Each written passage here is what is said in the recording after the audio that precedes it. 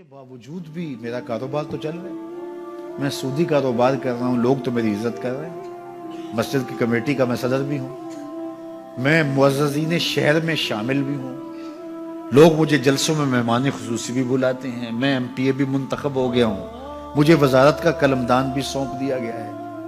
وہ میاں اللہ کی نظر میں ان چیزوں کی اہمیت ہی نہیں ہے، یہ چیزیں ہوتی کیا ہیں؟ وہ یہ نہیں چھینتا، وہ ہدایت چھینتا، وہ روٹی نہیں چھینتا، وہ تو نمرود کو بھی روٹی دیتا تھا۔ اس نے کبھی سورج کو منع نہیں کیا کہ اس کے گھر میں روشنی نہ کر، یہ حامان کا گھر ہے، یہ قارون کا گھر ہے، یہ میرے دشمنوں کا گھر ہے، اس کے گھر میں روشنی نہیں ہونی چاہیے۔ چاند کو کہتا ہے اپنی کرنیں بکھیر، سورج کو کہتا ہے اپنی روشنی بکھیر۔ جس طرح باجزید کے گھر میں روشنی ہوتی ہے، اس مکار کے گھر میں بھی ایسی روشنی ہوتی ہے، فرق نہیں پڑتا۔ تو وہ کرم نوازیاں تو نہیں رکتی، لیکن اللہ جب کسی سے ناراض ہوتا ہے تو اس سے ہدایت کی توفیق سلب کر لیتا ہے، تو اعلان جنگ ہوتا ہے۔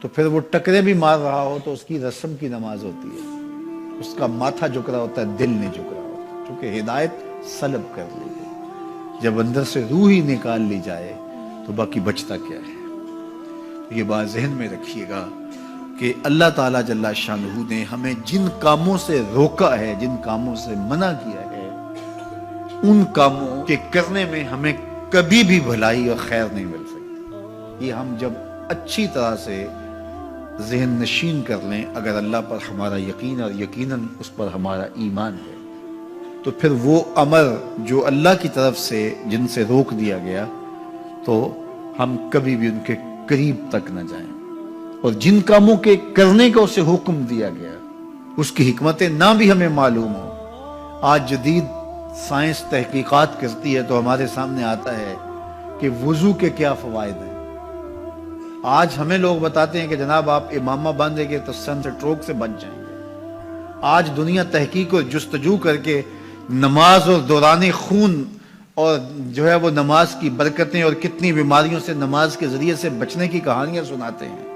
اچھی بات ہے، نماز سے صحت پہ اثر پڑتا ہے، یہ اچھی بات ہے کہ وضو سے بہت ساری بیماریوں سے نجات ملتی ہے، یہ اچھی بات ہے کہ سر پہ امامہ باندھ لے تو سن سٹروک سے بچ جاتے ہیں، یہ اچھی بات ہے کہ آپ روزہ رکھتے ہیں تو کینسر جیسے امراض سے آپ کا بچاؤ ہوتا ہے، یہ اچھی بات ہے کہ فلاں عمل کرتے ہیں تو فلاں ہوتا ہے۔ لیکن صاحب، ہم سن سٹروک سے بچنے کے لیے امامہ نہیں باندھتے، ہم محمد عربی کی ادا کے لیے باندھتے ہیں۔ دوران خون کے لیے نماز نہیں پڑھتے، ہم رب کے حضور سجدہ ریزی کے لیے اس کے حضور اپنی نیاز مندیوں کا سر جھکاتے ہیں۔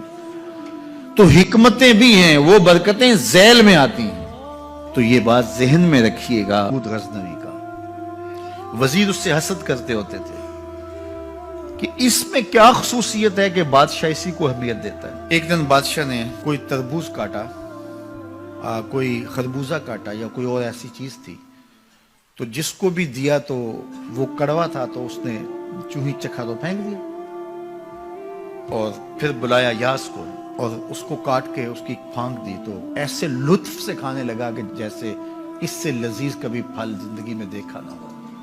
تو سارے اندر ہنس رہے تھے، ایک دوسرے کو آنکھوں سے اشارہ کر رہے تھے، یہ دیکھو بے وقوف۔ تو بادشاہ رک گیا اور کہا کہ ایاز، یہ جو فروٹ تم نے کھایا ہے یہ میٹھا تھا یا کڑوا؟ کہا بادشاہ سلامت کڑوا۔ تو کہا پھر اتنے ذوق سے کیوں کھایا؟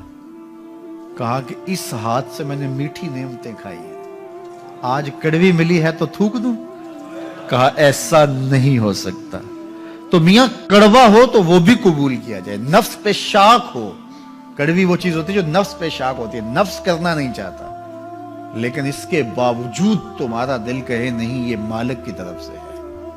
سخت سردی ہے، گرمی کی شدت ہے، پانی ٹھنڈا ہے اور موسم سرد ہے، پانی گرم ہے اور موسم بھی گرم ہے، رات کا پچھلا پہر ہے، تھکے ہوئے ہیں، لیکن آپ اس کے باوجود بھی اپنے رب کے حکم کو بجا لاتے ہیں۔ نفس پہ شاک ہے، لیکن سینے میں ٹھنڈ ہی نہیں پڑتی جب اس کے حضور سجدہ ریزی نہیں کر لیتے۔ تو اس کے حکموں کو بجا لانا اور اپنے نفس کو پیچھے کر دینا اور اپنی خواہشات کے گلے پہ چھری پھیر دینا اور مالک کی رضا میں اپنے آپ کو گم کر دینا، یہی زندگی ہے اور یہی بندگی ہے۔ تو اس لیے مجھے اور آپ کو اس بات پہ غور اور تدبر کرنا چاہیے کہ ہم اس مختصر زندگی کو اللہ کے احکام کی مطابقت میں گزارنے کا عزم کریں، وہ بات چھوٹی سے چھوٹی ہو یا وہ بات بڑی سے بڑی ہو، وہ احکام ہماری زندگی کے اندر نافذ العمل ہو۔ میں پھر وہ بات کہوں گا جو بار بار کہتا ہوں کہ میرے بزرگ ہم سے کہا کرتے تھے، یہ نہ ہو کہ لوگ تمہیں پوچھیں تم کون ہوتے ہو اور تمہیں بتانا پڑے کہ ہم مسلمان ہوتے ہیں۔ فرمایا کرتے تھے صاحب نہ کسی کو پوچھنا پڑے نہ تمہیں بتانا پڑے، تمہاری وضاحت، تمہارا طرز زندگی، تمہارا انداز معاشرت ایسا خوبصورت ہو، تم دور سے آ رہے ہو لوگ پہچان کے کہیں وہ دیکھو محمد عربی کا غلام آ رہا۔ تم شکل سے پہچانے جاؤ، تم کردار سے پہچانے جاؤ، تم وعدے سے پہچانے جاؤ۔ کتاب کا نام ہے بشر القیب فی لقاء الحبیب۔ حضور علیہ السلام کی ملاقات کے حوالے سے یہ کتاب امام سیوطی علیہ رحمہ کی مصنفہ ہے۔ اس میں ایک واقعہ انہوں نے لکھا کہ ایک شخص قبر میں اترا اور نکیرین آئے اور انہوں نے سوال و جواب کا سلسلہ کیا، من ربوں کا، ما دینوں کا۔ اچھا، اس کی داڑھی میں چند بال سفید تھے جن کو وہ مہندی لگایا کرتا تھا۔ تو جب منکر نے کہا کہ من ربوں کا، تو نکیر نے اس کا ہاتھ پکڑ کے پیچھے کھینچتے ہوئے کہا اس سے سوال پوچھ رہا ہے، تو دیکھ نہیں رہا اس کی داڑھی میں اسلام کا نور چمک رہا ہے، اس کی داڑھی میں اسلام کا اجالا تمہیں دکھائی نہیں دے رہا؟ تو تمہاری وجہ قطعی ایسی ہو کہ فرشتے بھی دیکھیں کہ یہ حضور کا غلام آ رہا ہے۔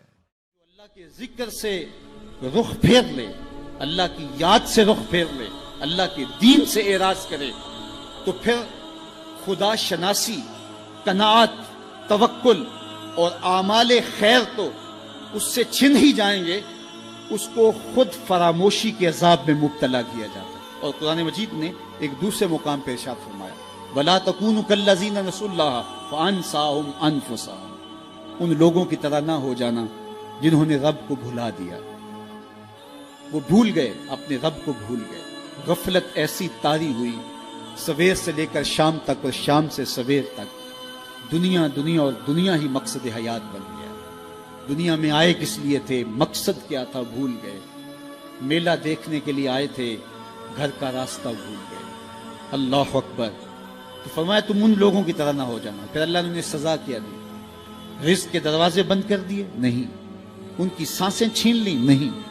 سورج کو حکم دے دیا اس کے آنگن میں روشنی نہ بھیجنا؟ نہیں۔ چاند کو چاندنی بکھیرنے سے روک دیا؟ نہیں۔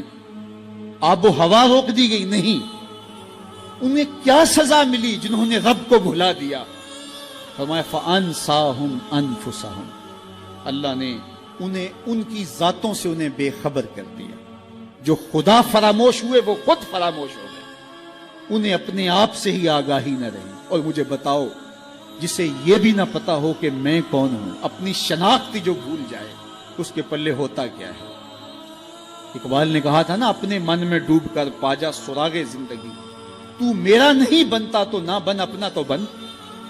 مجھے بتائیے 6 فٹ کا جوان ہو، قدے راہ نہ رکھتا ہو، اس کی آنکھیں عقابی ہوں، ماتھا کشادہ ہو، رنگ چمک رہا ہو، ہونٹ گلابی ہوں، لیکن اس کی قمیض کے پیچھے گھر کا ایڈریس لکھا ہو کہ کسی کو ملے تو اس ایڈریس پہ پہنچا دے، تو آپ اس کا چہرہ دیکھ کے کہتے ہیں واہ کیا جوان رانا ہے، کیا اس کے ہونٹ گلابی ہیں، کیا نرگسی آنکھیں ہیں، کیا خوبصورت چہرہ ہے، کیا شمشاد قد ہے۔ لیکن اچانک نظر پڑی تو اس کے گھر کا ایڈریس اس کی قمیض کے پیچھے لکھا تھا۔ آپ نے کہا میں نے دور سے دیکھا، اس کا تو توازن عقلی ہی ٹھیک نہیں، یہ تو بیچارہ جو ہے وہ پاگل ہے۔ تو قد کاٹ ہونے کے باوجود گھر کا ایڈریس پیچھے لکھ دیا گیا، تو اب ہر کوئی سمجھتا ہے کہ یہ بیچارہ فہم و ادراک کے نور سے خالی ہے۔ قدے رانا پہ ترس آنے لگ جاتا ہے، اور وہ آنکھیں جن میں ڈوب جانے کو، جھیل جیسی آنکھوں میں غوطہ لگانے کو جی چاہتا تھا، تو اب ترس آنے لگ جاتا ہے کہ یہ بیچارہ تو خود فراموش ہے۔